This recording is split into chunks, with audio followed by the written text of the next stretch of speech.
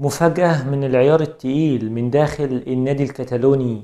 الصحف مندهشة من قرار لابورتا بتجديد عقد ماركوس ألونسو مع النادي الأسباني، وده في ظل أزمة برشلونة المالية الكبيرة اللي بيعيشها النادي واللي أوشكت على الإفلاس. والغريب إن النادي ما جددش عقود لاعبين شباب أمثال جافي وأروخو وبالدي، واهتم بتجديد عقد ألونسو. وتواصلت قناة الميركاتو لأنباء مهمة من داخل الكامب نو، وده بخصوص إصرار لابورتا لتجديد عقد الأسباني. وأول الأسباب هي رد الجميل للاعب، وخصوصا إن اللاعب وقف جنب النادي في أزمتهم المالية، وقبل الانتقال من نادي تشيلسي واللعب مع برشلونة براتب منخفض. ومش بس كده، ده قبل التنازل عن مستحقاته مع نادي تشيلسي علشان النادي يسمح ليه بالرحيل لنادي برشلونة. وشايفة إدارة برشلونة إن ماركوس ألونسو واحد من المخلصين للنادي، وكان واجب تجديد عقده في أسرع وقت. ودافع ماركوس ألونسو عن قميص البلوجرانا في 18 مباراة، وقدر إنه يسجل هدفين.